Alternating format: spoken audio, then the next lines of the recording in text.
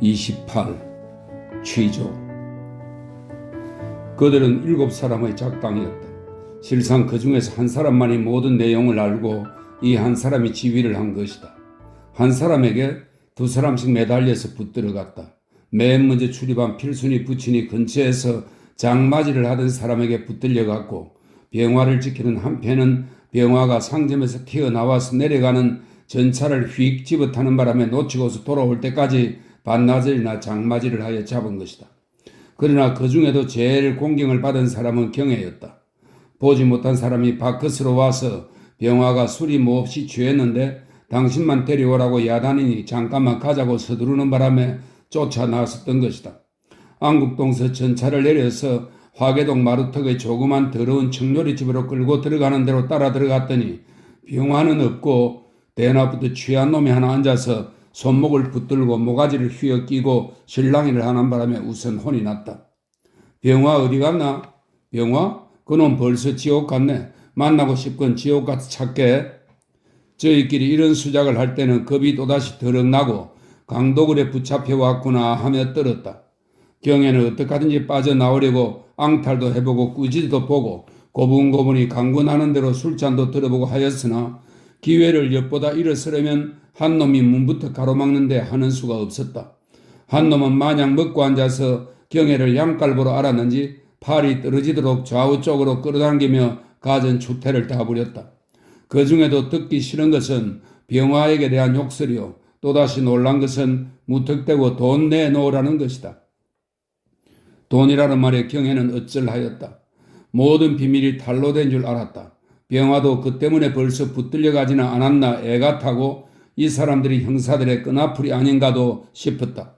그러나 경무국의 기밀비를 먹은 것을 내놓으라고 얼러대는 데 가서 경혜는 겨우 안심이 되었다.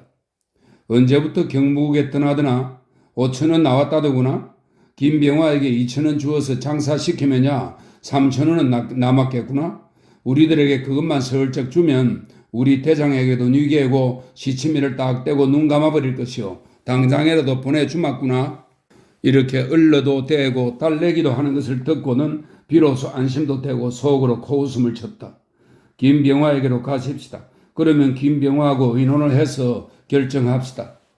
경혜는 곧 들을 듯이 좋은 낯으로 선선히 나섰다. 그러나 그들은 듣지를 않았다. 나중에는 뺨을 갈기며 위협을 하였다.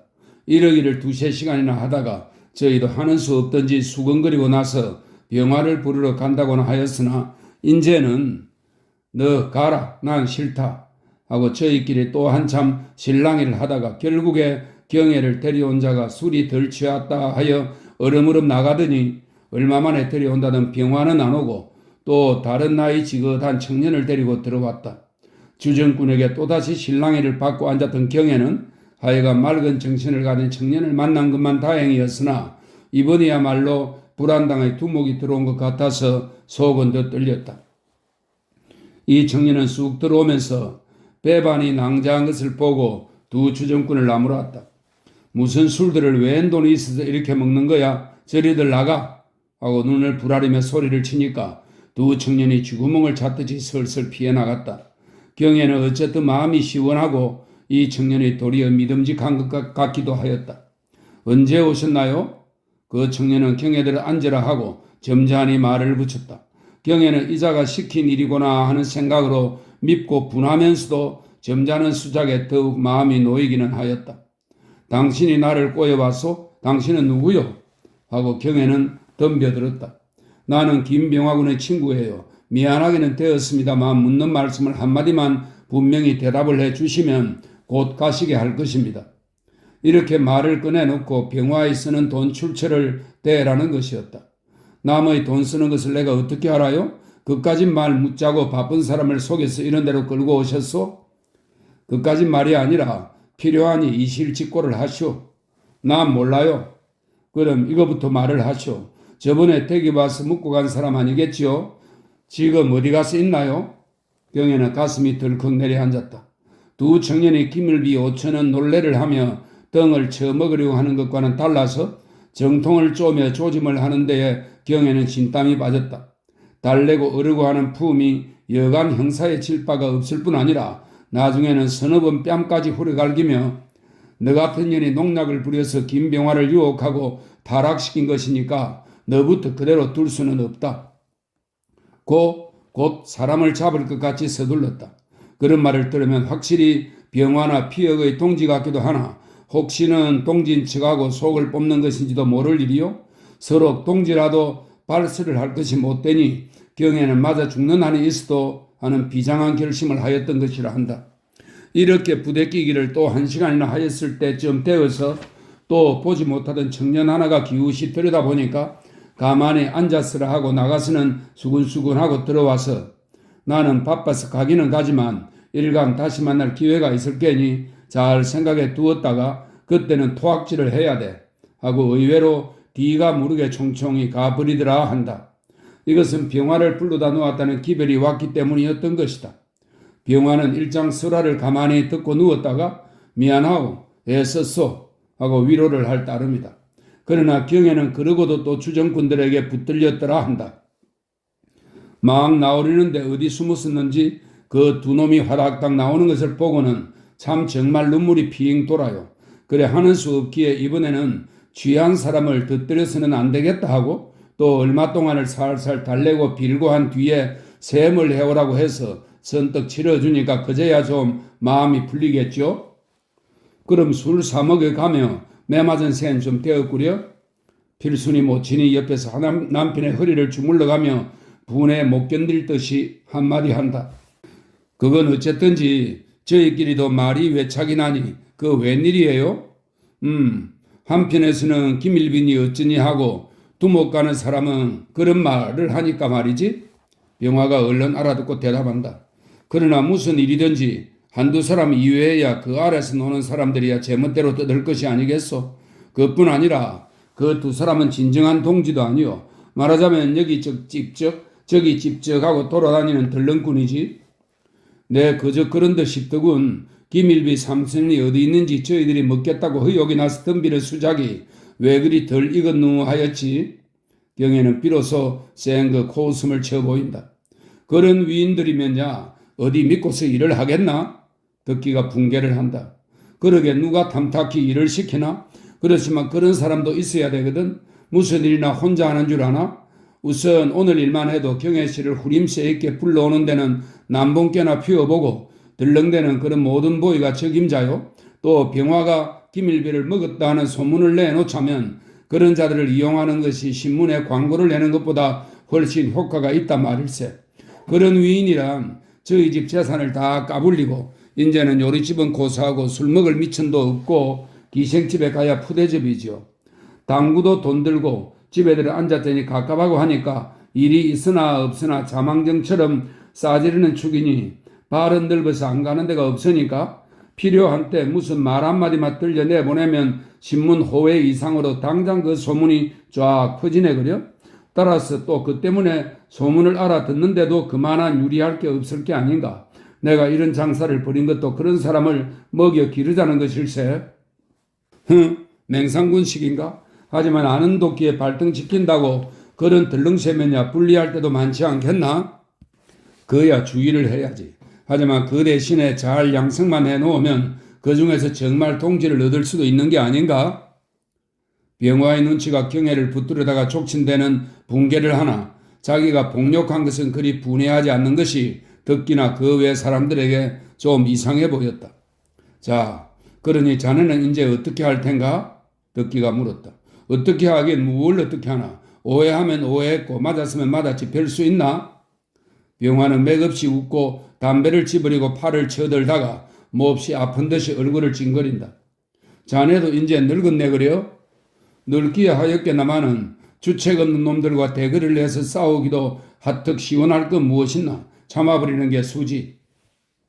그런 양이 있는 것도 좋지만 명예를 위해서야 가만히 있을 수 있나. 그것도 만일 정말 자네에게 감 잡히는 일이 있다면 하는 수 없지만 덕기는 그래도 병화에게 큰 소리 못할 조건이 있어서 수그러지르는 것으로 밖에 안 보였다.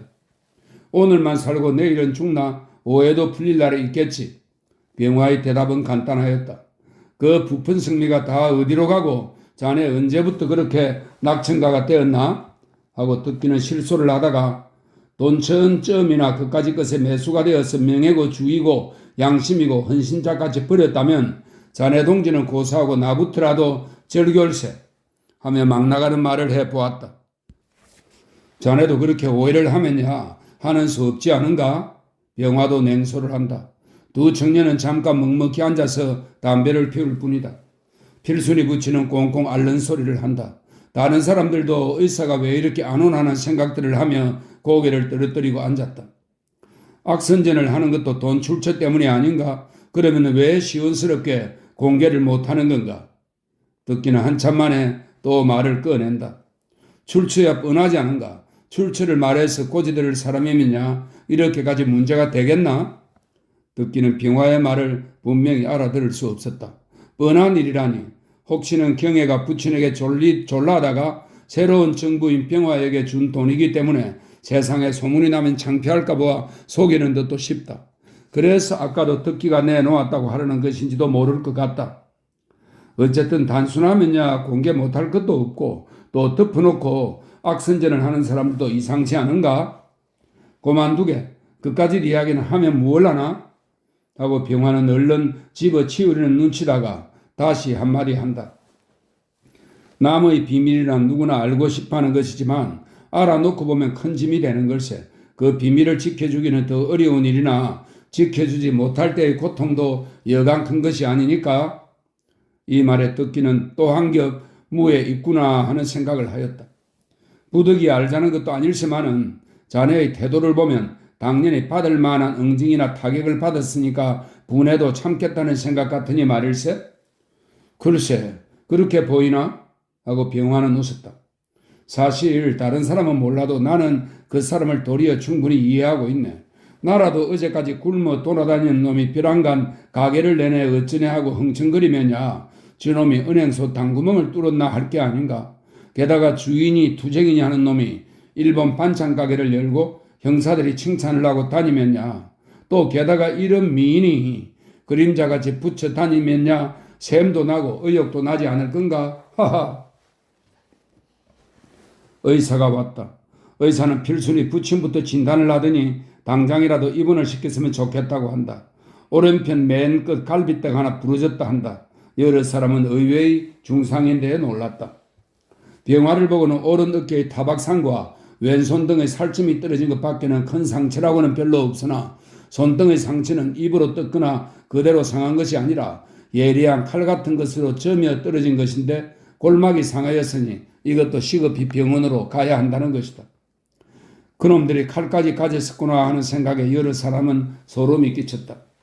병화는 자기는 손등에 약만 발라달라 해서 곧 일어나고 필순이 부치는 서둘러서 입원을 시키게 되었다. 의사가 의전병원에 있었던 관계로 전화로 당직인 친구를 불러내가지고 곧 수속을 하게 주선을 해 주었기 때문에 손쉽게 결정이 되었다. 병화도 입원하는 사람을 따라간다고 나섰으나 좌우에서 말려서 주저앉았다. 사실 몸도 아프거니와 필순이 모녀를 따라 보내자면 경애들의 집을 보랄 수도 없으니 자기가 처지는 수밖에 없었다. 의외로 듣기가 대신 가줌하고 나서는 것은 고마웠다. 의사는 먼저 가버리고 듣기와 필순이 모녀가 병인과 함께 택시로 떠났다. 빈집에서는 경애가 병화를 간호하고 묵을 차비를 차렸다. 정신을 차리고 조용히 앉으니 이제야 시장기가 돈다. 저녁 밥상을 부어놓은 대로 손을 댄 사람이 없을 것이나 경애는 반론으로 적선동 소밭집에 전화를 걸었다. 국수가 오니까 병화는 필순이 모녀가 공복일 것도 애가 타고 자리를 잡았는지 궁금하다고 전화부터 걸러나간다. 내가 걸게 식기 전에 어서 잡수세요. 경애가 앞장을 선 것을 뿌리치고 손수 걸려니까 경애는 감기 든다고 외투를 떼어다가 병화의 등에 걸쳐주고 냄비를 찾아다가 병화의 국수만 국물을 따라서 데운다. 전화를 걸고 들어온 병화는 그것을 무얼 야단스럽게 데우고 하느냐고 입으로는 군소리를 하여도 속으로는 기뻤다. 살림이나 하는 부부 같은 재미도 있지만 20몇 년 만에 난생 처음으로 남의 따뜻한 정에 쌓이는 것이 위없이 행복하였다. 지금 곧 수술을 할 모양이라는군. 암만 해도 좀 가봐 주어야 하겠는데. 병화는 망단에서 음식 먹을 생각도 없어진다. 그렇게 위중하대요? 수술만 하면 별 탈은 없다지만 까닭 없는 조군이 밤을 샌다는데 내가 가만히 있을 수야 있나. 조군은 어쨌든 수술을 한다는 자국에. 그도 그렇지만 당신이 어디 성하쇼? 무중에 그런 게 아니라 하는 수 없는 사정이요. 듣기가 있어 주마는 데야 당신이 가신다고 수술이 더 잘 될 것도 아니요. 경에는 아무래도 내보내지는 않을 작정이다. 그야 그렇지만 인사가 되었나? 정하면 내가 대신 갔다 오지. 그건 고사하고 성한 사람들이나 이 추운데 뭘 먹으라지요. 아주 여기서 뭘 시켜보낼까? 우선 그렇게 하는 게 좋겠지. 먹을 경황들도 없겠지만. 경에는 다시 나가서 소밭집에 전화를 또 걸었다. 소밭집은 여기와 병원세에 있으니까 시켜보내기에 꼭 알맞았다.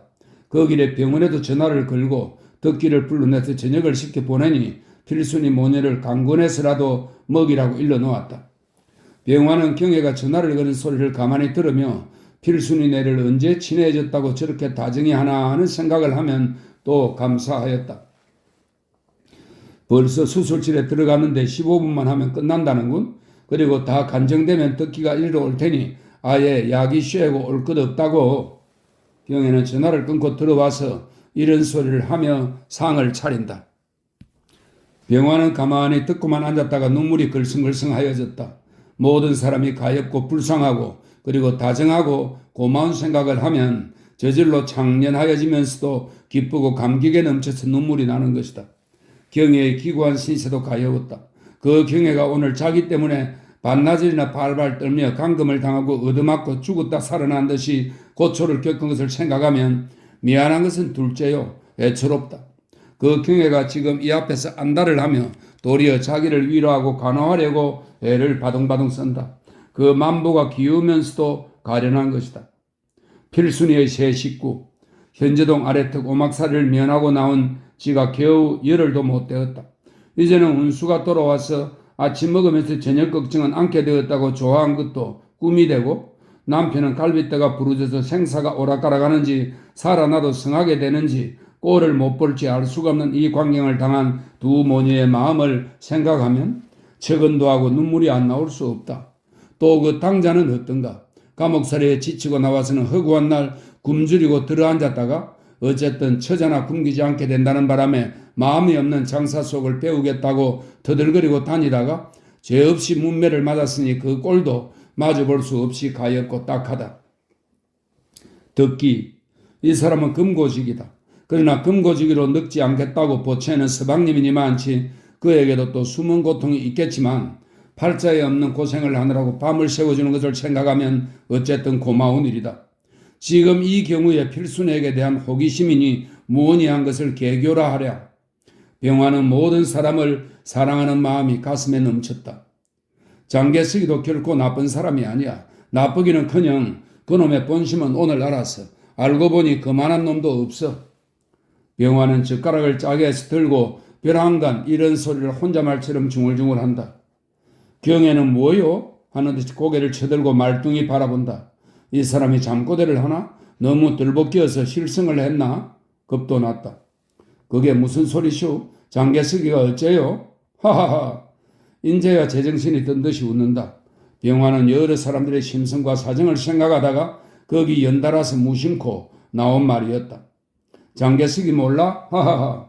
또 웃는다. 무엇이었쇼? 왜 그러시오? 경애도 의아한 눈으로 바라보지 않을 수 없다. 이때 그 시달리던 장개석이 말이야. 장훈이 말이야. 그 사람이 장훈이래요? 장개석이야? 두 사람은 마주 웃는다. 그 두목가는 청년은 조선에서는 희성인 장가였다. 그래서 별명이 장개석이다. 그래, 장개석이가 어쨌단 말이오? 자식이 의뭉하다 말이야. 병화는 국수를 주룩주룩 2번 긁어 넣는다. 무에 의뭉해요? 경애는 너무나 의외의 소리에 눈이 둥그레진다. 우리가 결국 그놈한테 한 수 넘어갔어. 시장한지도 몰랐던 장위를 건드려 놓으니까 무작정하고 들어오려는 모양이다. 국수 한 그릇이 2입에 들어갔다. 천천히 잡수세요. 이야기나 해가며. 몸 아픈 사람이 체할 것도 걱정이지만 이야기 듣기도 경애는 급하였다. 그러나 병화는 먹기가 급하다. 2그릇을 후딱 하고 나는 것을 보고 경애는 자기 몫으로 남은 한 그릇을 마저 권하였으나 병화는 나쁜 것을 참고 담배를 붙여 문다. 그래, 이야기를 하세요. 경에는 궁금해 못 견디었다. 무엇? 누구 속을 태우려는 사람처럼 딴청이다. 장개석인가 장훈인가 말이에요. 그 양반이 정말 실성을 했나? 웃음 반 핀잔 반이다. 그건 그쯤만 알아두어요. 누구를 놀리쇼? 못할 말이면야 왜 애초에 꺼냈더라 말씀이요? 경에는 병화가 그래도 자기를 못 믿고 어느 한도 이외에는 실증을 토하지 않는 것이 늘 불만이었다. 병화는 담배만 피우고 앉았다가 가만히 누워버린다. 한 팔은 뻐근하고 속으로 아프고 한 손은 쑤시고 부어 올라왔다. 여자라고 해서 사념을 하지만 그런 건 구식, 봉건사상이에요. 구태여 알자고 때를 쓰는 것도 아니지만 영문이나 시원스럽게 알고 얻어맞아가며 다녀야지. 그것도 아주 처음부터 내가 관계 안 한 것이면 모르지만 경에는 토라진 수작을 하며 빈 그릇을 포개면서 밀어놓고 자기 주머니에서 혜택표를 꺼내어 화롯불에 뱅뱅 돌려가며 골고루 붙인다. 똑똑똑똑. 담배 파우? 눕고 앉고 한 사람은 귀를 세우며 마주보았다. 어렵지만 좀 나가보우. 말이 떨어지기 전에 경에는 벌써 방문 밖으로 나갔다. 무슨 담배예요? 안에서 소리를 치며 질러놓았던 조그만 안빗장을 빼니까 빈지짝에 달린 쇠문이 밖으로 벌썩 열리며 찬바람이 확 끼치고 뒤미처 검은 두루마기를 입은 자가 구부리고 기어들어온다. 경에는 머리끝이 쭈뼛하며 한 걸음 뒤로 물러섰다. 하마터면 소리를 칠 뻔하였다. 거기에 미소를 띠고 우뚝 선 사람은 아까 청요리집에서 시달리고 족치던 그 무서운 청년이다. 지금 병화가 방금 말하던 장개석이다. 장훈이다. 검정 수목 두루마기에 꾀재재한 목도리를 비틀어 끼우고 흰 고무신에 중같이 덧붙은 목이 데님 위로 올라오게 신은 양이 변장한 형사 같으나 분명히 아까 본 그 사람이다. 사람을 놀리는 듯한 미소를 여전히 머금고 턱으로 안을 가리키며 김군 있나요? 하고 재잡담하고 올라가려 한다. 경에는 아까 병화의 말을 들은 게 있어 다소 안심은 되나? 이 밤중에 별 한간 달려든 것을 보니 그래도 미진한 것이 있다 말인가? 또 작당을 해오지는 않았을까? 하는 의심도 나서 가만히 계시오 하고 제지를 하여놓고 밖에 누가 또 있나 없나를 보려고 문을 다시 열려니까 그동안의 병화가 부스럭부스럭 일어나 나온다. 어서 올라오게. 병화는 놀라는 기색도 없고 그렇다고 반기는 양도 아니다. 마침 잘 됐네. 올라갈 건 없고 궁금해서 잠깐 들렀네. 하고 붕대 처맨 손으로 눈을 주며 과히 다친 데는 없나? 하고 웃는다. 뺨 때리고 아픈가 하고 물어가며 때리는 사람도 이 세상에는 있는지, 덜 다쳤다면 더 때려주마고 쫓아왔는지, 때려놓고 위문 오기란 술 먹여놓고 해장 과자 부르러 오기보다 더 친절한 일인지 병화의 대답이 또 요절을 하겠다. 나는 그만하면 겨우 연명은 되네마는 이동무, 필순이 부친을 말합니다. 이 이동무는 갈빗대가 단 하나 부러졌네. 하고 병화는 손가락 하나를 쳐들어 보인다. 허허, 장개석군은 염치 좋게 너틀 웃음을 내놓더니 그래 누워있나? 하고 묻는다. 부러진 갈빗대는 두면 무얼 하나? 성가시다고 아주 떼버리러 갔네. 허허허, 또 허허허다. 자네 소증 안 나나? 가는 길에 의전병원에 들러보게. 지금쯤 오리내 나왔을 게니 갔다가 쟁리를 먹든 구월을 먹든. 병화도 빙긋해 보인다. 허허, 자네 노했나? 노할 거야 있나마는 어린애들을 시켜서 어른이를 늙은이를 그게 무슨 짓인가? 병화는 눈을 찌푸려 보인다. 게다가 백증놈들 모양으로 연장까지 가지고. 여보게 형평사 사람 들으리. 이 형평사는 백정들의 신분 해방을 목적으로 1923년에 결성된 그 백정들의 조직들입니다. 여보게 형평사 사람 들으리. 하지만 이 세상 놈들 쳐놓고 어떤 놈은 임백정 아닌가? 장개석군은 코웃음을 치다가 하여간 미안하이. 그렇게까지는 하지 말라고 단속을 하였건만 그에 그렇게 되고 말았네 그려? 하나 지난 일을 어쩌나? 자, 난 가네. 어떻게 됐나 궁금해서 잠깐 들른 걸세. 아까 내 말대로 오해는 결코 말게. 장훈이는 훌쩍 나가버렸다. 옆에 섰던 경에는 어이가 없어 말이 안 나왔다. 이 사람들이 참 정말 실성을 하였단 말인가? 자기네 딴은 운치 있는 농세상으로 알고 하는 짓들인가? 서로 야근처를 하고 서로 딴죽을 걸어 넘기는 패를 쓰는 것이란 말인가? 귓구멍이 막힐 노릇이다. 사람이 죽네 사네 하는데 그것들이 희락이요? 무엇들이요? 경에는 문을 단단히 잠그고 들어와 앉으며 시비를 한다. 저도 겁이 났든지 애가 타든지 해서 위문을 온 모양이지. 병화는 번듯이 누우며 웃어버린다. 꼬락서니하고 할 일은 무척 없는가 배. 사람 죽여놓고 초상 치러주러 다닐 놈 아닌가. 그게 고작 한다는 일이야? 경애는 분하고 미워 죽겠는 모양이다. 그런 게 아니야. 제 딸은 나를 위해서 기밀비를 먹었다고 소문을 내놓은 것이라서 젊은 애들이 들고 일어나서 너무 날뛰니까 끌려간 것이요. 손짓거만 하지 말라고 당부한 것도 사실은 사실의 모양이다. 어림없는 소리도 퍽하고 면회 못 이겼어도 그렇고 뒤니를 무서워도 그렇게 말하지. 누가 내가 앞장을 서서 했다고 그럴까? 또 돈만 해도 하필 기밀비만 돈일까? 정말 변명을 해주자면 친구가 되어준 것이라면 어째서? 하고 많은 말에 꼭 기밀비 문제를 꺼낼 게 무엇이란 말이오? 그런 게 아니지. 피혁이가 여기 들어와서 실상은 나보다도 장훈이를 먼저 만난 건 사실인 모양이야. 누가 어디서 언제 얼마를 주었는지 안다. 아는 사람은 주고받은 사람 외에 두 사람이 있다. 홍경애와 자기다. 그런데 그 돈으로 벼랑간 홍경애와 반찬 가게를 열었으니 둘이 먹어버리고 입 썩 씻으면 고만인 줄 아느냐? 장훈이의 첫째 문제가 이거란 말이야. 먹어도 소리나 없이 슬금슬금 먹어버리거나 뒤 떠들고 가게를 버리고 하면 당국에서나 동지간의 기밀비가 아니면 밖에서 들어온 돈이라고 단통 떠들 것이니 그러고 보면 남의 일까지 방해가 될 것이다. 더구나 형사들이 거죽으로는 병화가 마음 잡았다고 추워주고 다니지만 실상은 무슨 냄새를 맡아내려고 그러고 다닐 것이다. 벌써 냄새를 맡았는지도 알 수가 없다. 턱 끌리기만 하면 이따 어떻게 될지 내일 어떻게 될지 마음을 놓고 일을 할 수가 없다. 병화가 붙들려 들어가서 피혁이 사건이 단서가 난다면 장훈이도 단박에 경을 치는 것이다. 그러고 보니 첫째는 장훈이 일파와 읍각부동은 규칙이나 풍속이 각 고을마다 차이가 있다는 뜻입니다. 읍각부동이라는 것을 저들에게 알릴 필요가 있다.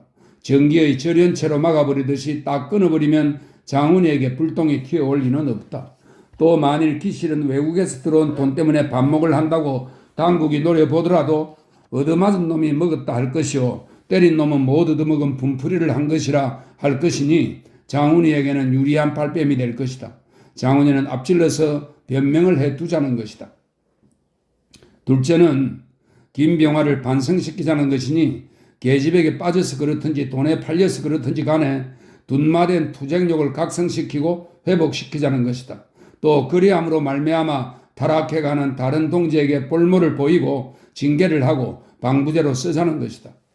셋째는 기밀비를 먹었다고 소문을 내놓아야 장훈이 일파와 충돌이 일어날 이유가 생기기도 하지만 한편으로는 병화에 대한 경찰의 의혹이 없어질 것을 생각한 것이다. 기밀비란 한 군데서만 나오는 것도 아니지만 저희끼리도 어느 구멍에서 어떻게 나왔는지를 모르기 때문에 특별한 사건이 생기지 않으면 세상에서 떠드는 대로 그런가 보다 하고 내버려 두거나 도리어 저희 끈앞을로 이용하려 드는 것이다.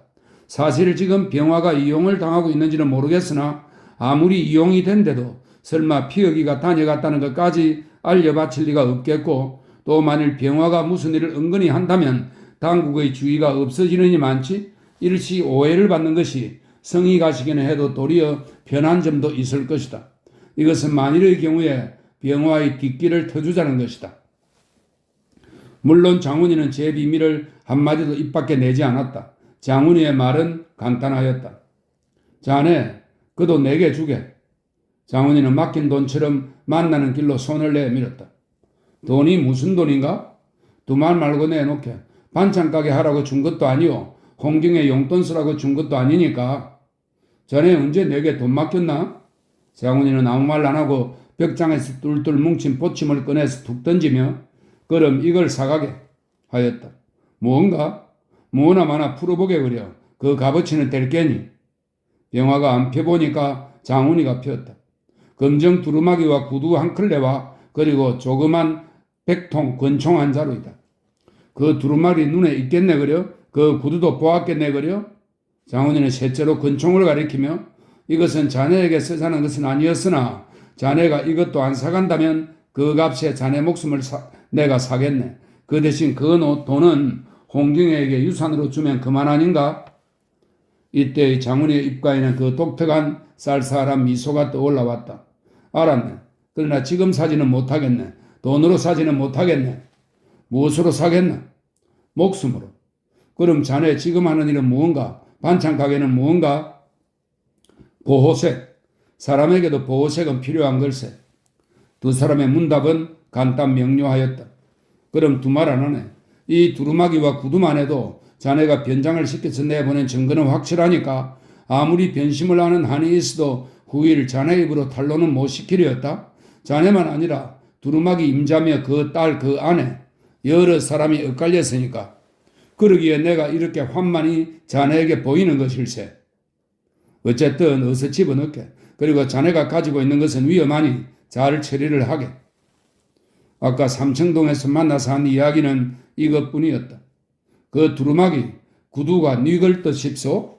병화는 장우리와 만났던 일장수라를 하다가 물었으나 경에는 놀라는 기색도 없이 글쎄 왜 깨다가 벗어놓고 갔을까? 하고 눈만 깜빡거린다.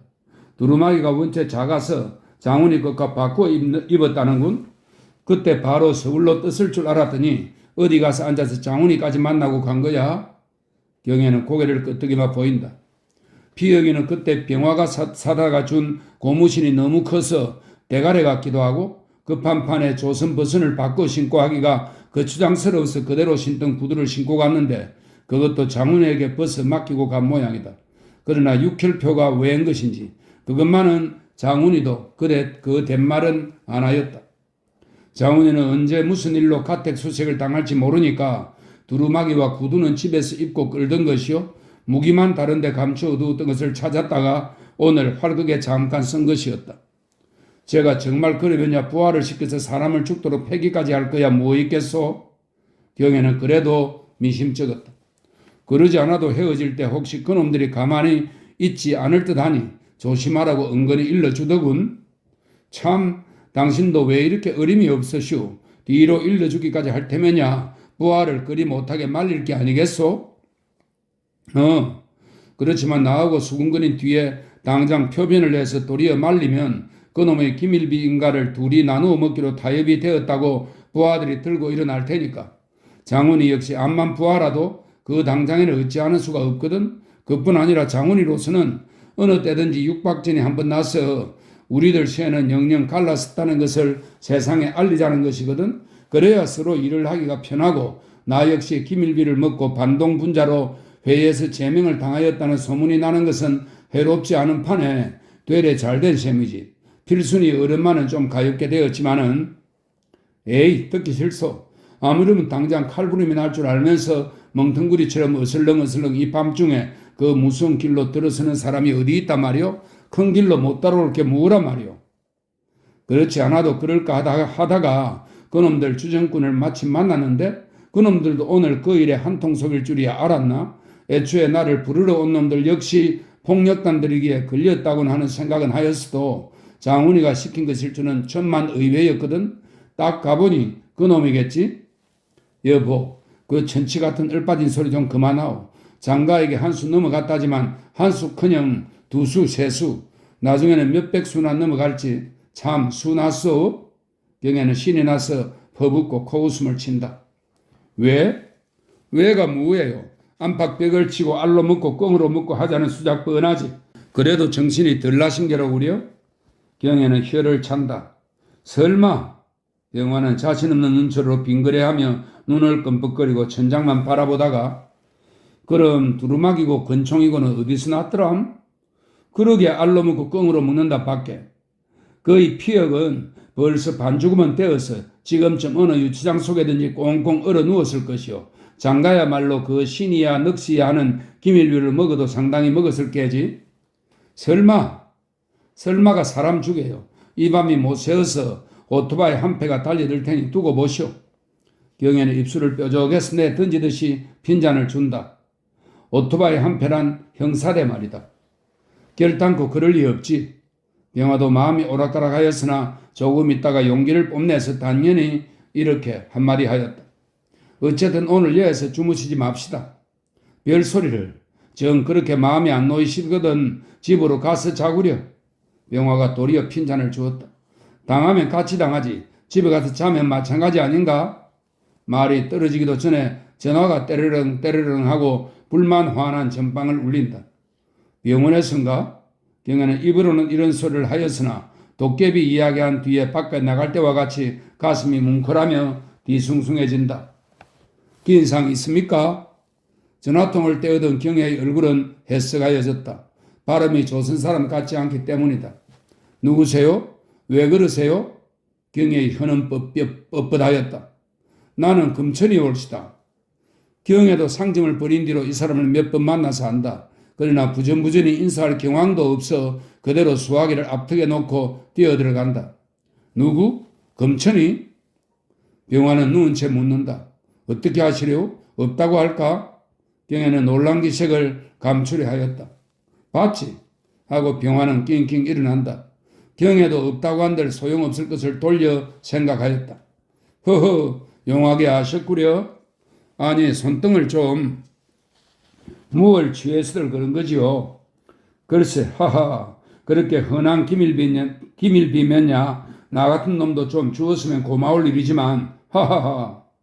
저편에서 끌끌 웃는 소리도 수화기 옆에 붙어있는 경혜까지 들렸다. 내일 아침 9시? 예, 가지요. 그러나 거기서 재울 필요야 없지요. 아무쪼록 깨워서 보내주시지요. 예, 그럼 내일 뵙지요. 안녕히 주무시오. 전화는 탁 끊겼다. 병화가 하하하를 연발하면서부터 경혜도 얼굴을 펴며 따라서 쌍긋하고 섰다가 전화통에서 떨어지자 병화의 성한 손을 매달라듯이 붙들며 내일 오래요? 하고 묻는다. 응, 그런데 그 취한 패가 붙들렸다는군? 어떻게 해서? 모르지. 그런데 골자가 나를 놀리는데 기밀비를 혼자만 먹지 말고 한턱 낼 일이지. 동냥도 안 해주고 쪽박 깨트리는 셈으로 때려만 주었느냐고. 그래 웃으셨구려? 근데 그놈들이 경찰서까지 가서 기밀비 놀래를 한 게로군. 그야 취중에 오직 들쌌으려고. 그러나 오늘은 유치장에 재우고 안 내보낸다는데 고소해라. 경혜는 자기 감정을 과장하여 입으로는 그런 소리를 해도 그렇게 고소하기까지 하지는 않았다. 그러나 내일 왜 오라나? 그것이 경혜에게는 또 걱정이었다. 당장 와서 데려가지 않는 것을 보면 사건을 중대시하는 것이 아닌 모양이는 하나 어디로 뛸 염려가 없으니까 슬며시 늦춰 주어놓고 올가 너리는 술책이 아닐까. 경혜는 그것이 걱정이었다. 병화도 그런 염려가 아주 없지는 않으나 경혜는 안의시키느라고 도리어 경혜의 신경 과민을 웃어주었다. 듣기는 자정 가까워서 전화만 걸고 자기 집으로 돌아갔다. 늦기도 하였지만 경혜와 단둘이만 있는데 오기가 싫기 때문이었다. 하여간 수술한 경과는 양호하다 한다. 흥분과 혼란과 신음 속에서 밤을 드새고 나서 신 새벽에 병화는 경혜만 남겨두고 병원으로 달아났다. 병위문도 급하고 손등의 붕대도 갈아매야 하겠지만 9시에는 경찰서에 출두할 것이 커다란 일이었다. 오늘은 가게도 못 열었다. 며칠 안 되는 터에 안 열어서는 안 되었으나 사람도 없고 자고 나니까 손이 더 쑤시고 저려서 빈지부터 여는 수가 없었다. 그러나 다행히 병화가 나서자 필순이가 달려들었다. 아침 후에 모친과 교대하기도 하고 가게를 내려온 것이다. 병화는 길에서 만나서 역시 가게를 쉬자고 하였으나 필순이는 들어오는 길로 가게를 부랴부랴 내었다. 경혜도 벗고 나서서 한몫 거들었다. 선생님은 나 혼자만 맡겨두는 게 미안하다고 그러시지만 안 열면 되나요? 단골도 있고 한데 이런 때일수록에 할 건 해야죠. 필순이가 이런 소리를 할 때 경혜는 필순이가 다시 한번 쳐다보였다. 고맙고 기특하다. 1시간만 견습을 하면 나 혼자도 볼 수 있으니 물건 값부터 가르쳐주고 병원에 어서 가보. 천만에 나 뭘 하나요? 두 여자는 다른 걱정 다 잊어버린 듯이 깔깔대어가며 의치 좋게 가게를 보았다. 조금 있으려니 원삼이가 터들터들 온다. 병화가 가다가 오늘만 일을 보아달라고 불러보낸 것이다. 원삼이는 오는 길로 벗어붙이고 달려들었다. 이래봬도 무엇든지 할 줄 압니다. 밥도 짓고 국도 끓이고 배달을 나가시라면 자전거도 탈 줄 압니다. 그러나 여기 서방님 같이 사람을 치고 다니지는 않습니다. 원삼이는 여자들을 웃겨가며 빗자루부터 들고 나서 서둘러댄다. 아침길에 경혜가 집과 바크스에 다녀오자 필순이는 병원으로 가서 모친과 교대를 하였다. 그때까지 병화는 경찰서에서 나오지 않았다. 필순이는 병상 앞에 지키고 앉았다가 부친이 잠이 홍고원이 드는 것을 보고 가만히 나와서 유리창 밖으로 길거리를 내다보고 섰다. 마주 보는 것은 개천을 새에 두고 부연 벌판에 우뚝 선 광화문이다. 날이 종일 흐릿하여 고단하고 까부라지는 필순의 마음은 한층 더 무거웠다. 무슨 연들을 개천에서 날리는지 두 패 세 패가 조무리기들에게 휩쓸려서 법석들이다. 오늘이 명일이로군. 연이고 느리고 내일까지 뿐이다. 이런 생각을 하니 언제라고 남의 집 처녀들처럼 새 옷을 입고 너를 뛰어다니고 하며 설을 쉬어본 일도 없지만 올해는 늘 뛰는 소리도 들어봤던가 싶다. 어쩐지 자기만은 어려서부터 세상 처녀들과 뚝 떨어진 딴 세상에서 자라난 것 같다. 세상이 쓸쓸하고 처량한 생각에 잠겨 들어가서 맥을 놓고 한참 서서려니까 실컷 울고 싶기도 하고 무엇인지 깜짝 놀랄 만한 일이 닥쳐올 듯이 마음이 덜렁덜렁 하는 것 같기도 하여 지향을 할 수가 없는 것을 깨달았다. 그러나 그 놀랄 만한 일이란 결코 불행하거나 슬퍼서 가슴이 터지게 울 것 같은 그런 일 같지도 않고 그렇다고 덜컥지고 시원스럽게 깔깔 웃을 일도 아닐 것 같으나 무엇인지는 알 수 없는 행복스러운 그림자가 고운한 봄날에 단잠이 소르르 올 듯이 차츰차츰 손 닿을 때까지 기어드는 것 같이 공연히 마음에 키우는 것이었다. 처녀가 혼인 날짜를 받아 놓았을 때와 같이 울고 싶은 것도 아니요 웃고 싶은 것도 아닌 것 같으면서 역시 울고도 싶고 웃고도 싶은 그런 얼떨떨한 공상에 잡혀 들어가나 기실은 무엇을 공상하는지 아무것도 머리에 떠오르는 것은 없다. 다만 가슴속이 답답하면서 건질건질하여 시원스러운 사이다 한 컵 마시거나 손에 닿는 데면 살살 긁어보고 싶을 뿐이다. 필순이의 머리에는 어느덧 듣기가 안 오나 하는 생각이 떠올라와서 병원 앞으로 향하여 오는 사람이면 유심히 바라본다. 아침에 상점으로 전화를 걸고 병원으로 오마고 하였던 것이다. 그러나 지금 그이가 오나보다 하고 기다리고 섰는 것은 아니다. 도리어 와도 성가시고 부끄러워. 필순이는 혼자 속으로 이렇게 변명을 하며 머리에서 듣기 생각을 썩썩 지워버리려니까 이번에는 듣기의 누이동생이라는 사람이 머리에 떠오른다. 한 번도 보지는 못했으나 행복스럽게 깔깔대며 큰 집 속을 휘젓고 다니는 곱게 꾸민 예쁜 아가씨로 상상이 되는 것이다. 그 또래의 계집애들이 모여서서 너를 띠며 발칵 뒤집어 놓는 양이 눈에 보이는 것 같기도 하다. 어떻게 팔자가 좋으면 일생을 그렇게 아무 근심 걱정 없이 지내누? 부러운 듯이 이런 생각을 하다가 그런 생각을 한 것조차 부끄러운 듯이 얼굴이 밝아지며 그 생각도 잊어버리려 하였다. 아버지와 김 선생님이 좌우에 서서 지각 없는 못생긴 소리 작작해 하고 소리를 치는 것 같아서 정신이 반짝 들며 병실문을 획 돌리다 보았다. 부친의 음성이 분명히 들리는 것 같아서 방문을 갸웃이 열어보니 세개가 놓인 침대 중에 저편 창문 밑으로 누운 부친은 그대로 자는 모양이요. 다른 병인들의 하얗게 센 얼굴들만 이리로 향하여 기웃한다. 필순이는 문을 굳게 닫고 섰던 자리로 와서 선다. 하루에 입원료가 3원씩, 한 달이면 90원, 하루에 팔리는 것이 처음이라 그런지 5원어치나 될까 말까 한데 게다가 몇 식구씩 매달려서 먹고 입원료 치르고 이익은 고수하고 이러다가는 미천째 들어먹겠다. 필순이의 생각은 또다시 어두워 들어갔다. 어쨌든 이불이나 한 채 어서 만들었으면 필순이의 한시가 바쁘게 애거를 하는 것은 부친의 금치입니다. 삼동이나 난 부친의 때 묻은 백지장 같은 얼굴을 들쓰고 누운 양은 차마 볼 수가 없다. 남볼상에도 얼굴이 떳떳하고 창피하다. 병원 이불을 한 채 주마고는 하는데 뒤집어 씌우는 껍질을 빨러가서 오지 않았으니 조금만 참으라는 것이다. 게다가 먼저 들어온 사람이 좋은 데를 차지했으니 한 대로 난 장미치라 외풍이 심하다. 병화가 아까 와서 보고 이불이 추울 테니 자기 것을 가져다가 덮어주라고 하더란 말을 모친이 집에 와 사나. 다다미 방에서 자느라고 일전에 일본 이불 한 채를 사다가 며칠 덥지도 않은 것을 염치 없이 갖다가 더럽힐 수도 없지만 당장 병화는 뭘 덮으라고 가져올까? 필순이는 꽁꽁 앓으면서 입속으로 돈 할 뿐이다. 저러다가 감기가 들어서 폐렴이 되고 더 치시면 어쩌나? 겁이 벌쩍 났다. 상녀 뒤에 따라가는 자기 모양이 눈앞에 떠오른다. 눈물이 핑 돌며 고개를 흔들었다.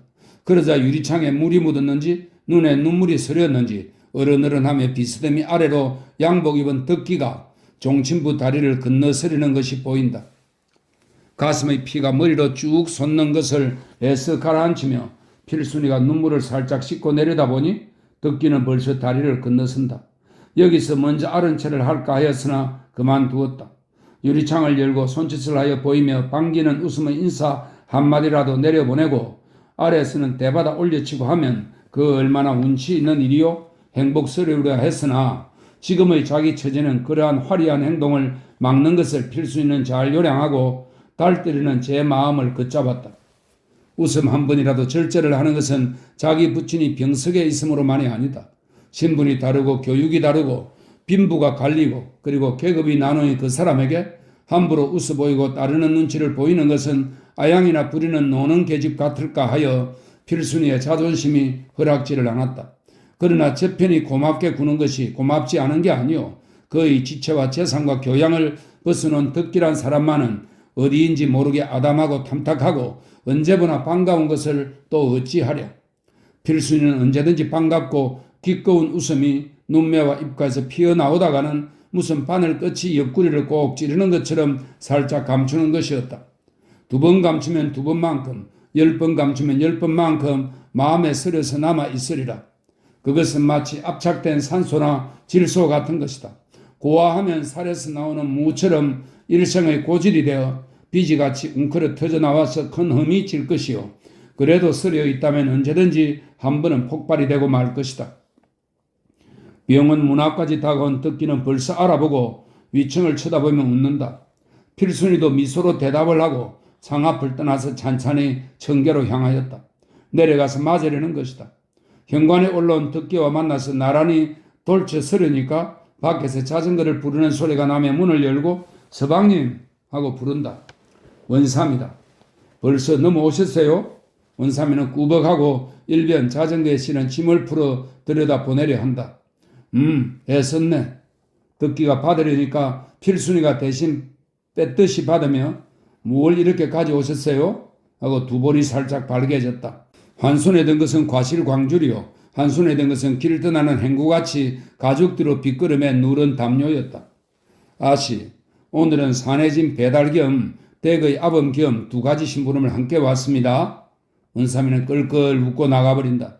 담요는 댁의 심부름이요. 과실은 덕기가 산해진에서 사서 함께 가지고 온 것이라는 뜻이다. 좀 쉬어서 녹여 가시구려. 또 저리 가시오. 필순이가 밖에 대고 소리를 치니까 에이 괜찮습니다. 바빠서 어서 가봐야죠. 이제 마님이 오신댔으니까 아씨는 저리 오시겠죠? 원삼이는 자전거를 돌려놓고 몇 마디 하고는 휙 올라앉아서 기세 좋게 나간다. 두 사람은 나가는 뒷모양을 바라보며 마주 웃었다. 쓸모 있지요? 아주 댁에 데려다 주어도 좋겠지만 잠깐 지내봐도 퍽 좋은 일이에요. 하지만 자기가 와 있으려 할지도 모르고 또 화계동 댁에서 내놓으시겠어요? 그야 어떻게든지 하죠.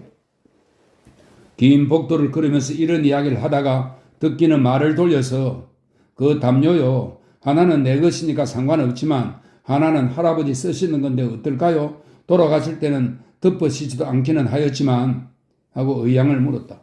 온 1000만원이 말이에요. 아무려면 어떻습니까마는 이런 걸 왜 또 가져오셨어요? 여러 가지로 온 무엇라 할지. 아무려면 어떻습니까? 어제 보니 추우실 것 같아서 마땅한 이불이 있으면 가져올까 하다가 이것이 도리어 편할 듯 해서. 그러나 기한은 사람은 역시 기하니까 그렇게 말씀하면 병원 이불이나 침대는 산 사람만 깔고 덮었을까요? 어쨌든 가져오셨으니 받기는 합니다만 둘씩은 과하니 하나만 빌리시고 선생님 것은 가져가세요. 그런 걱정 마세요. 덕기는 제지를 하고 병실로 들어갔다. 필수는 지금도 이불 걱정을 막 하고 난 판에 어찌나 고맙고 생광스러운지 목이 꼭꼭 메이는 것 같아서 말이 안 나왔다. 게다가 돌아간 조부의 물건이라고 기하고 깨름치게 하지는 않을까. 그것까지를 염려해주는 그 마음을 뭐라고 할지 이루 치사를 할 수도 없다. 담요 2장을 속으로 그죽으로 푸근히 덮어주니 병인도 좋아하는 기색이나 말할 기력도 없는지 인사 한마디 변변히 못한다. 덕기는 조금 앉았다가 필순이들어 나가자고 눈짓을 하여 데리고 복도로 나왔다. 아까 필순이가 섰던 유리창 앞에 나란히 서서 덕기는 이때껏 참았다는 듯이 담배를 꺼내 붙이며 김군 소식 못 들었지요? 하고 찬찬히 말을 꺼낸다. 아직 못 들었어요. 왜요? 무슨 일이 있어요? 필순이는 연거푸 묻는다. 조금 전에 가택 수색을 해 갔다는군요. 예? 상지매를요? 필순이는 놀랐다. 어머니께서도 혼자 퍽 놀라셨겠지만 경혜 씨도 찾더라는데 목욕 간 것을 집에 갔나 보다고 했다던데 한 놈은 아직 남아서 지키고 있더군요. 나도 누구냐고 묻는 것을 물건 사러 온 것처럼 하고 과실을 사서 들려가지고 간 담요와 함께 원삼이들을 가져오라 하고 나와버렸죠. 그것도 마침 원삼이가 밖에 나와 섰다가 미리 기뜸을 해주고 어머니께서도 눈짓을 하시기에 모른 차였으니까 그대로 빠져나왔지. 그렇지 않았다면 언제까지 붙들려 앉았을지 모르지요. 가는 사람마다 그 자리에 금족을 시키거나 데려간다니까. 그럼 어머니도 못 나오시겠군요. 필수는 여기서 먼저 갔다가 자기마저 붙들리고 모친도 빠져나오지 못하게 되면 병원일을 어떻게 하나 애가 탔다. 그러나 피존 한 갑에 10전하고 맥호가 5전씩인 것 밖에는 혜태표만 되어도 얼마에 팔지를 모르는 모친에게 가게를 보여둘 수도 없는 일이다. 전화를 좀 걸어보고 올까요? 어머니 오시라고? 글쎄요. 어머니가 오시는 걸 보고 제가 가야 하겠어요? 필수는 아래로 내려갔다가 얼마 만에 웬 양복 입은 남자 하나를 뒤에 달고 올라온다. 듣기는 즉각적으로 그게 누구인 것을 알아차렸다. 여기 계십니다. 필수는 듣기에게 눈짓을 하고 망단한 기색으로 그 남자를 돌아다 보았다. 듣기는 객의 얼굴을 버티고 서서 바라보며 속으로는 필순이를 데리고 온 게 아닌 눈치에 우선 안심이 되었으나 그래도 마음이 선떡하지 않을 수 없었다. 손은 모자를 벗으며 조듣기 씨인가요? 하고 사람을 놀리는 듯이 빙긋하며 지나치게 공손하다. 듣기는 불쾌하면서도 자기가 재산가라는 의식을 뚱겨주는 것을 깨달았다. 필순이도 돈의 위력을 생각하였다. 속이야 어쨌든 남이 일컫기를 만석군의 숨은 부자라는 조아무개의 손자. 엊그제 장사를 지내고 오늘에는 갈 데 없는 상속자라니. 금단초의 학생복 입은 입꼬리야 이무기가 다 된 형사날이 눈에 찼으랴마는 그래도 허리가 구부러지는 것이다. 모모서에 있습니다. 댁에 지금 전화를 걸어보니 여기 오셨다고 해서 미안합니다만 잠깐만 같이 가시죠. 무엇 때문인가요? 김병하군에게 돈 되었다고 그러는 건가요? 듣기는 한 수 더 떠려고 이렇게 웃었다. 가십시다. 그러나 남 애를 써 마음을 잡고 생활을 붙들려는 사람을 자꾸 덜쑤셔서 다시 악화를 시키면 안 되지 않았나요? 여부가 있나요? 별일이야 있겠습니까? 공연이 한편에서 떠들어대니까 참고로 그러는 거겠죠? 생각하였더니보다는 분명한 의조와 태도에 형사도 끌려 들어갔다.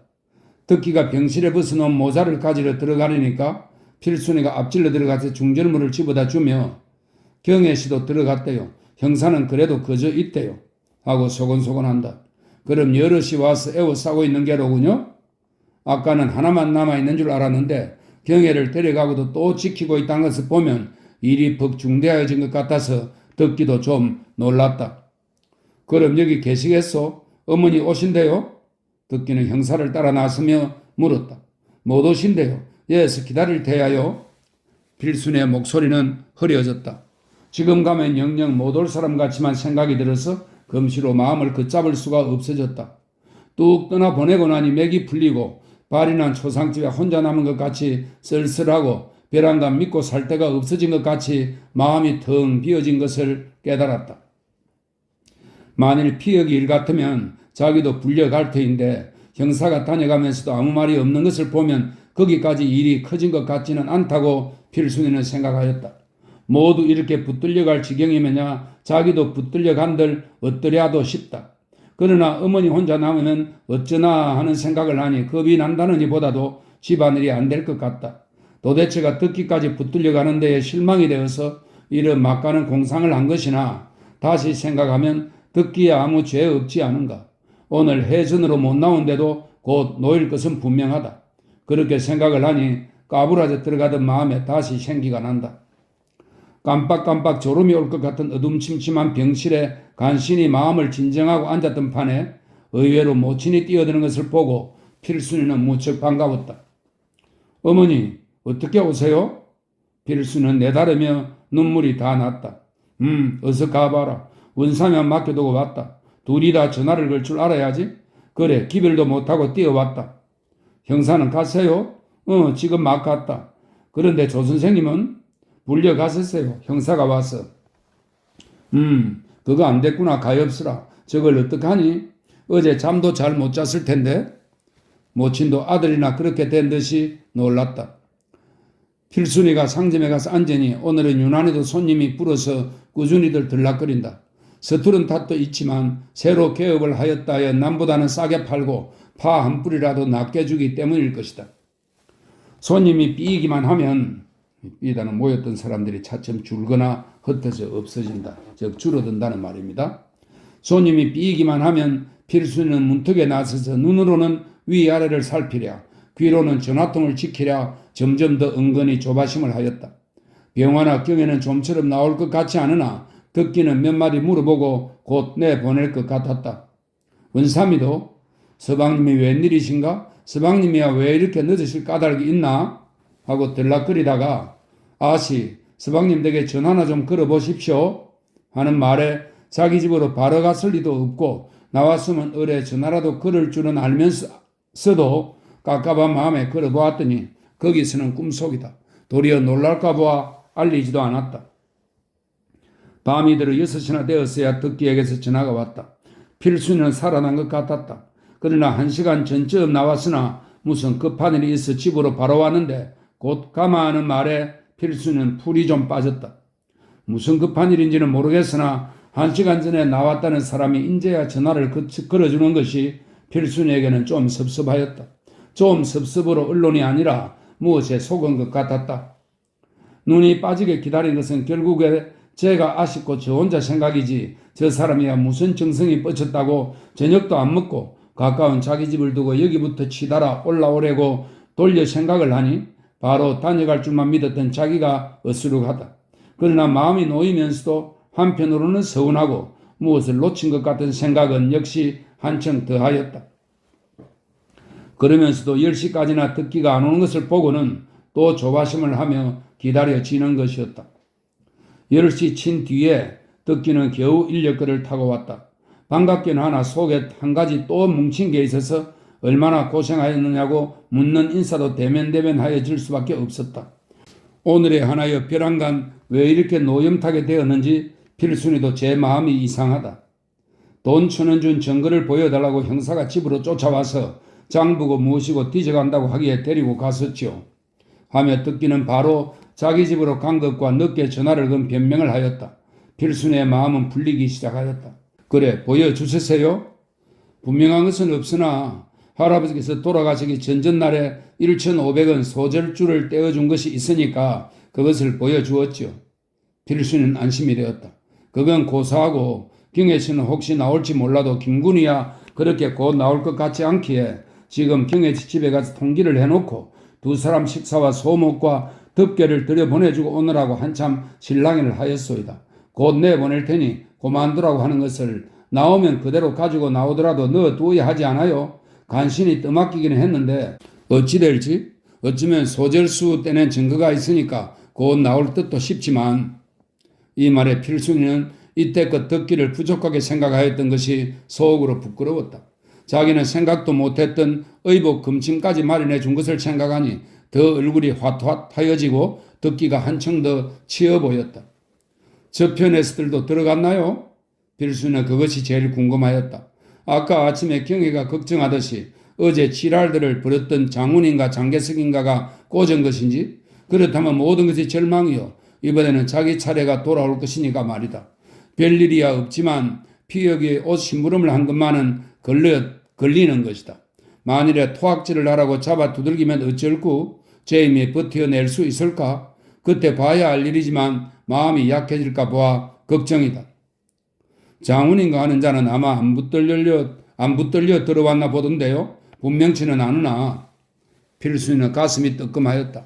그 다음에는 분하고 장훈이가 미운 생각에 무심코 얼굴을 악물고 얼이 빠져 앉았다. 무슨 생각을 하시오? 그리 걱정 마세요. 단순한 문제니까 곧들 나오겠죠? 듣기는 친절히 위로를 하였다. 자, 그럼 아씨 어서 진지나 잡숫죠. 살찐 사람 따라 붙나요? 원삼이가 옆에 섰다가 틈을 타서 권한다. 자기가 권한다느니 보다도 듣기가 권하도록 시키는 것이다. 거저 앉으셨나요? 그럼 어서 자시지요. 듣기는 놀라서 권하며 나도 실상 이때껏 그대로 있는데 원삼이 뭐나 좀 사오지? 에구 이때껏 그대로 계세요? 진지는 있지만 꾸드러지고 반찬도 마땅치 않고 필수는 듣기보다도 놀랐다. 그러나 부잣집 서방님을 아무거나 대접할 수도 없고 필수는 어쩔 줄을 몰랐다. 무엇을 시킬까요? 양식 같은 것은 없을 거요? 원삼이도 눈을 끔뻑거리며 알맞은 것을 생각을 한다. 이 사람아 양식은 당치 않아 하고 나무라며 웃으며 설렁탕 안 자시겠어요? 하고 필순에게 묻는다. 난 싫어요. 난 아무것도 먹고 싶지 않아요. 어쨌든 설렁탕 3그릇만 잘 시키게. 저도 안 먹습니다. 저는 하도 시장하기에 먼저 먹었었죠. 그래도 또 한 그릇 못 먹겠나. 아니 그보다도 막걸리가 기날 깨지. 천만에 말씀하십시오. 이 판에 술이 다 뭡니까?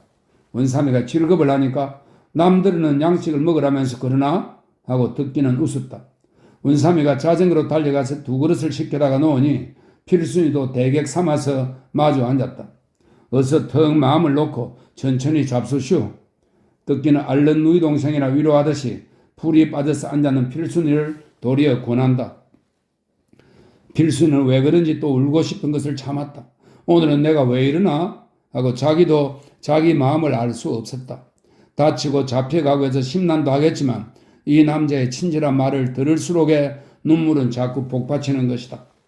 제 걱정 마시고 어서 시장하실 텐데 잡수세요.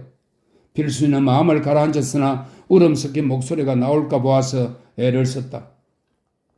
전 선생님께 필수는 몇 술 먹다가 목소리가 제대로 나온다는 자신이 생기니까 다시 말을 꺼냈으나 잘못하면 목이 메일 것 같아서 멈칫하였다. 듣기는 고개를 쳐들고 뒷말을 기다린다. 필순이도 그만두어도 좋을 것을 공연히 섣불리 꺼냈다고 후회하였으나 뿌리를 따놓은 다음에야 말을 맺어야 할 것이다. 선생님께 저는 죄를 지었어요. 그래도 또 말끝이 얼얼하여졌다. 왜요? 듣기는 악이 없는 코웃음을 친다. 전화도 늦게 걸어주시고 10시가 돼도 안 오시기에 저 궁금해서 애타는 생각만 하고 듣기는 하하 웃었다. 듣고 보니 아무것도 아니나 솔직하게 그런 소리를 하는 것을 들으니 소녀답게 귀엽고 더 정답다. 그렇게 애를 쓰고 진지도 못 자습고 돌아다니시는 줄은 모르고 대래 섭섭하게 생각을 하고 원망을 하였어요.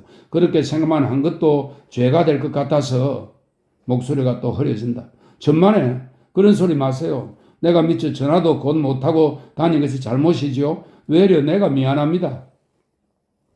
조금도 꾸밈 없고 보탬 없이 진정으로 우러나는 그 한마디가 깨끗한 그 마음 그대로 인양하여 듣기는 다만 기뻤다. 아름다운 예술이나 큰 진리를 묻고 듣는 것 같이 빛난 기쁨에 만족하였다. 이 여자의 몸의 어디에 고무 냄새가 날까? 그리고 직공티가 보일까?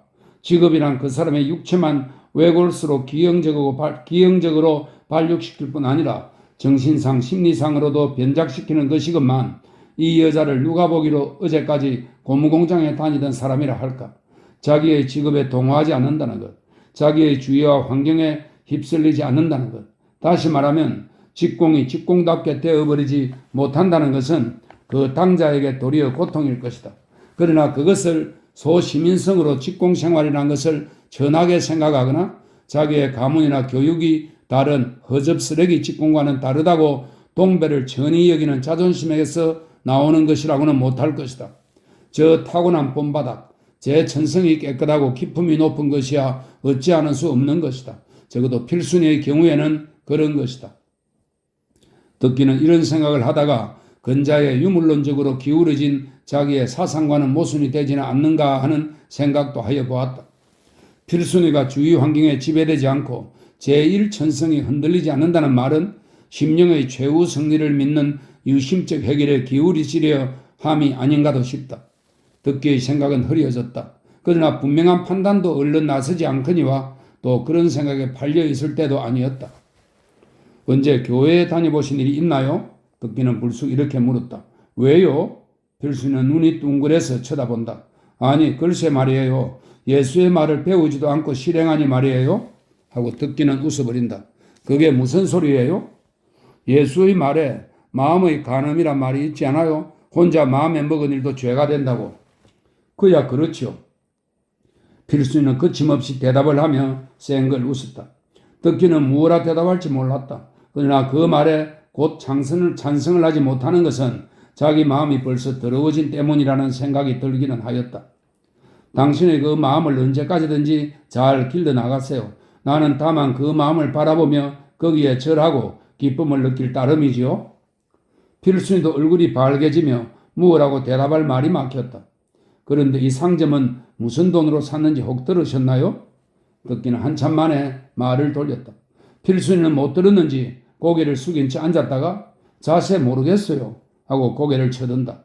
그러면서도 또 속이는 수밖에 없는 것이 미안하였다. 경혜 씨가 내놓았나요? 그만두어 주었으면 좋으리만 또 묻는 데는 어쩔 수가 없다. 모르겠어요 하고 대답은 하였으나 이 남자까지를 속이는 것은 역시 죄가 될 것 같다. 속이는 것은 이 남자를 못 믿는다는 뜻이다. 그만큼 친절히 해주는 사람에게 대한 정리도 아니요. 필순이는 한참 망설이다가 누가 그동안 왔었지요 하고 제풀에 말을 꺼냈다. 덕기는 귀가 번쩍하였다. 그래서 돈을 주고 간 모양인데 그걸로 시작했나 봐요.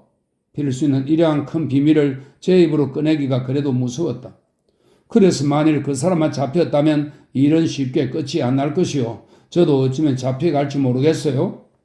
필순이 저도 잡혀갈지 모른다는 자급지심을 숨기느라고 웃어 보였다. 예? 당신은 무슨 일을 했기에?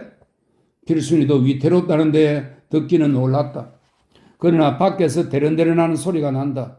두 사람은 본능적으로 깜짝 놀라서 말을 뚝 끊고 유리알로 내다보니 경의 모녀가 인력거에서 내린다. 경의 모친은 곧 내보낸다는 말에 지키고 있다가 마침 나오는 딸을 데리고 가려 했으나 경혜가 이리로 온다니까 상점 구경 겸 따라온 것이다.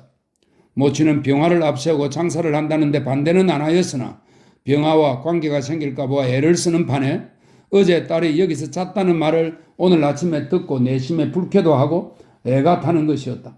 그러나 다친 사람을 병구안하느라고 그랬다는 데야 하는 수 없었으리라고 생각한 것인데 아까 덕기에게 자세히 들으니 필순이 집 식구는 다 나가고 둘이만 묵었다는 것을 듣고 이제부터는 가만 내버려 둘 수 없다고 속으로 앓는 것이다. 첫째, 이 상점은 상훈이가 버려준 것이라고 믿는 터이다. 피혁이가 돈을 맡기고 갔는지 그때 사정은 모를 뿐 아니라 저희 주제에 목돈을 만들 것 같지도 않으니 을에 상훈이에게서 나왔으리라고 믿는 것이다. 어쩌니 저쩌니 해도 상훈이와는 미운정 고운정이 다 들었고 자초를 생각하면 은인이다. 게다가 아이가 달렸다. 몇 해 동안 그렇게 벗어져 지냈다 해도 언제든지 다시 만나 살고야 말리라고 믿었던 것인데 노 영감이 돌아가다 장사를 시킨다는 말을 듣고 이제는 제 골수로 들어가는구나 하며 반색도 하고 을에 그럴 것이라고 생각한 것이다. 이제는 말없이 구순이들 살기만 하면 재산이야 듣기 앞으로 갔다 해도 쌈지의 것이 주머니 것이요 주머니의 것이 쌈지 것이지 여생을 편히 지낼까 보다고 찰떡같이 믿는 것이다. 그러나 뜨끄머리 총각 같은 그놈의 병화라는 놈과 어울려서는 위태롭다. 전자에는 피하기 때문에 교제를 한 것이라 할지라도 이번 장사를 시작할 때도 데리고 하는 것은 암만 해도 마음이 안 놓였다. 상훈이가 승낙을 하였기에 병화를 내세운 것이요 또 병화 몫으로 필순이랑 계집애가 있다고는 하지만 만일에 뻗떡해서 상훈이의 의욕을 사게 되면 모처럼 풀리려는 돈구멍이 막힐 것이요 이래저래 말썽만 벌어져 놓을까 보아 처음부터 딸에게 따진 일이라서 그놈 때문에 이런 봉변이 생기고 게다가 자세히 듣고 보니 이때껏 상훈이는 이 상점에 발그림자로 안 했다니 도무지 그 내평을 알 수가 없다. 경의 모친은 필순이는 본둥만둥하고 듣기에게만 인사를 한다. 에구 이 추운데 어스택으로 가실 일이지 감기 드시겠군 하며 호들갑스럽게 인사를 하다가 설렁탕 그릇을 물려놓은 것을 보더니 저런 설렁탕을 어떻게 자셨소? 하고 또 놀란다. 듣기는 웃기만 할 수밖에 없었다. 경의 모친은 수순스럽게 이방저방으로 돌아다니며 뒷간까지 열어보고 오더니 여름 한치는 그런 대로 살 수 있지만 나 겨울에는 못 살겠다 하고 누가 와서 살라는 듯이 이런 소리를 한다. 딸은 못마땅하였다. 모친의 생각에는 사위가 사준 집이니 내 딸의 집, 내 집이라고 휘젓고 다니는 것이겠지만 필순이 보는데 민망하였다. 어서 어머니 가시오. 딸은 성이 가셔서 어서 쫓아 보내려는 것이다. 왜 넌 안 가련? 같이 가자꾸나. 난 나중 가요. 내 걱정은 마시고 어서 가셔서 주무세요. 아이가 깼으면 안 될 테니까요. 오늘은 어서 가서 떳떳이 뭐라도 먹고 편히 쉬어야 하지 않니? 데리고 가려느니 안 가려느니 하고 모녀가 다투는 판에 명화가 툭 뛰어 들어오며 뒤미쳐 원삼이 척과 함께 온 것처럼 따라 들어온다. 모에 앉았던 사람은 너무나 의외인데다 우중우중 일어서며 반색을 하였다. 처음부터 문제가 될 게 있나? 어쨌든 여러분들 애를 써서 미안하군. 병화는 고단한 기색도 없이 큰 소리를 치며 들어왔는다. 좀 저 온돌방에 들어가서 눕구려. 몸부터 녹여야지. 경애가 먼저 권한다. 모치는 내심으로 못마땅하였다. 아 참 그렇게 하게. 저리 들어가세. 듣기도 끌었다.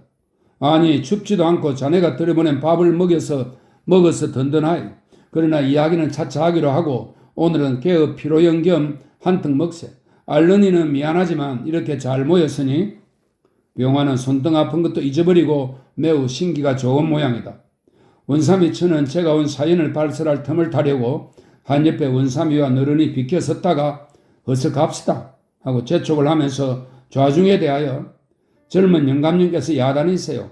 온종일 집안일을 모른 척하고 무엇하느라고 들어박혔느냐고 하세요 하며 하소연을 한다.